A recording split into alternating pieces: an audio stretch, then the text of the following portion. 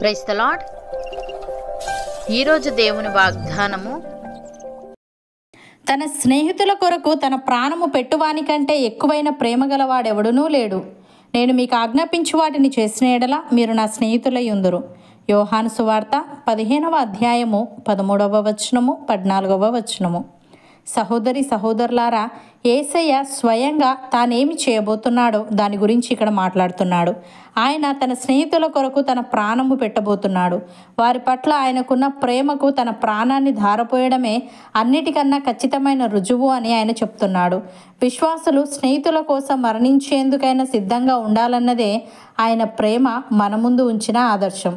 ప్రేమ ఆయన చేత ఏమి చేయించిందో చూపించడం ద్వారా ప్రేమ అంటే ఏంటో, నిజమైన స్నేహితుడు ఎలా ఉంటాడో ఆయన మనకు తెలియజేశాడు. అలాగే ఆయన మనకు ఆజ్ఞాపించు వాటిని చేసిన ఎడల మనము ఆయన స్నేహితులమై ఉందమని చెప్పాడు. ఇది ఆయనతో స్నేహం కేవలం భావోద్వేగం లేదా వ్యక్తిగత భావాలపై ఆధారపడి ఉండదు, కానీ విధేయతపై ఆధారపడి ఉంటుందని. అవిధేయత, తిరుగుబాటుతనం ఇవి స్నేహానికి కాక ఆయనతో శత్రుత్వానికే గుర్తులై ఉన్నవని తెలియజేస్తుంది. యేసుతో నిజమైన స్నేహం చేయడం అంటే ఆయనతో ఏక హృదయం, ఏక మనస్సు, ఏక ఉద్దేశం కలిగి ఉండడమే. ఇలా ఉంటేనే మనం ఆయనకు నిజమైన స్నేహితులుగా ఉండగలం. యేసయ్య ఈ విధంగా అంటున్నాడు, తండ్రి నన్ను ఎలాగు ప్రేమించెనో నేనును మిమ్మును అలాగు ప్రేమించితిని. నా ప్రేమయందు నిలిచి ఉండుడి.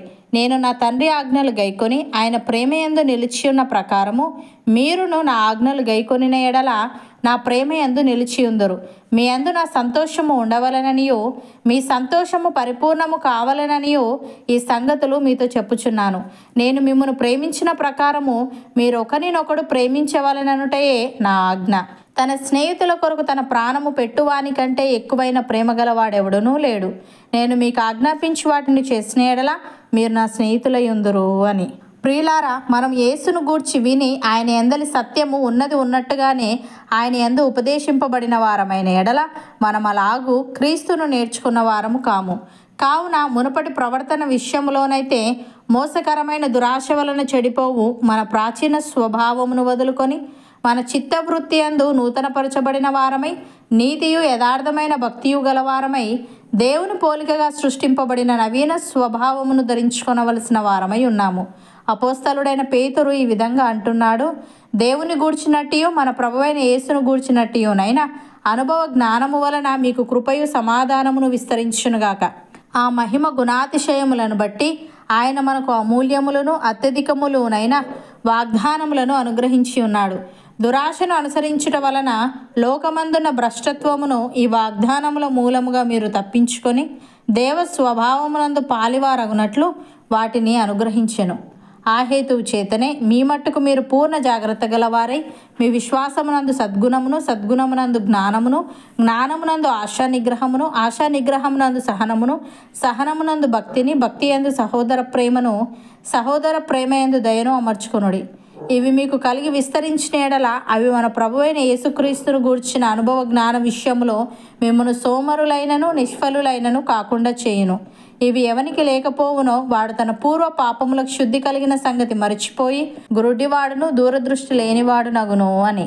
సహోదరి సహోదరులారా, మీరు ప్రియులైన పిల్లల వలె దేవుణ్ణి పోలి నడుచుకొనుడి. క్రీస్తు మిమ్మను ప్రేమించి పరిమళ వాసనగా ఉండుటకు మన కొరకు తన్ను తాను దేవునికి అర్పణముగాను బలిగాను అప్పగించుకొనెను. అలాగుననే మీరును ప్రేమ కలిగి నడుచుకొనుడి. మీలో జారత్వమే గాని, ఏ విధమైన అపవిత్రతయే గాని, లోభత్వమే గాని వీటి పేరైనను ఎత్తకూడదు. ఇదే పరిశుద్ధులకు తగినది. కృతజ్ఞతావచనమే మీరు ఉచ్చరింపవలెను గాని మీరు బూతులైనను, పోకిరి మాటలైనను, సరసోక్తులైనను ఉచ్చరింపకూడదు. ఇవి మీకు తగవు. అవును అన్నవారు నాతో పాటు ప్రార్థనలో ఏకీభవించండి. పరిశుద్ధుడా, ప్రేమగల తండ్రి, జీవముగల నా యేసయ్య, తన స్నేహితుల కొరకు తన ప్రాణము పెట్టువానికంటే ఎక్కువైన ప్రేమ గలవాడెవడునూ లేడని నీవు మాకు ఆజ్ఞాపించి వాటిని చేసిన ఎడల మేము నీ స్నేహితులమై ఉందమని నీవు తెలియజేశావు. దేవా, మేము నీ ఆజ్ఞలు గైకొంటూ మోసకరమైన దురాశ వలన చెడిపోవు మా ప్రాచీన స్వభావమును వదులుకొని మా చిత్త వృత్తి యందు నూతనపరచబడిన వారమై నీతియు యథార్థమైన భక్తియు గలవారమై నీ పోలికగా సృష్టింపబడిన నవీన స్వభావమును ధరించుకునే వారంగా ఉండుటకు సహాయము దయచేయమని మా మట్టుకు మేము పూర్ణ జాగ్రత్త గలవారమై మా విశ్వాసమునందు సద్గుణమును, సద్గుణమునందు జ్ఞానమును, జ్ఞానమునందు ఆశానిగ్రహమును, ఆశానిగ్రహమునందు సహనమును, సహనమునందు భక్తిని, భక్తి యందు సహోదర ప్రేమను, సహోదర ప్రేమయందు దయను అమర్చుకొనుటకు కృపచూపమని నీ స్వభావమునందు పాలివారమయ్యే భాగ్యం మాలో ప్రతి ఒక్కరికి నీవే అనుగ్రహించమని యేసుక్రీస్తు నామమున ప్రార్థిస్తున్నాము తండ్రి. ఆమెన్.